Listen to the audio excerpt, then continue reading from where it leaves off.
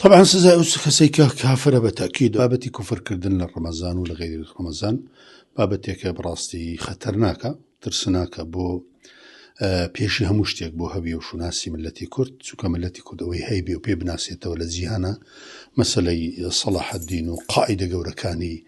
كشورشيان كردو همو إلى حزر ومزقوتا كان بوينة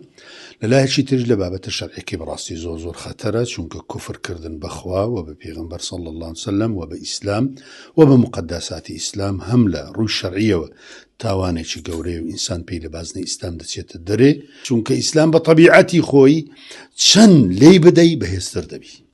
تشن بدو روي ببيوا أوندا بالي خوي فراوان دكا تشن صال تجاهتي كردستان تجاهتي مسلمان كراوا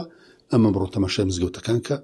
تماشاي تراويحكا تماشاي نيش خوانانكا تماشاي زكاة وسرفتركا تماشاي وكسانبكا كديندارن كخير وخيرات دكن زور زيادة كردو طبعا سزا كسيكا كافر بالتأكيد كهالدا قريته ومرتد به أو بيقومان أجر شريعة إسلام به أجر ياساي إسلام برجست به أجر دولتي مسلمانان هبه بيقومان أو دكوجده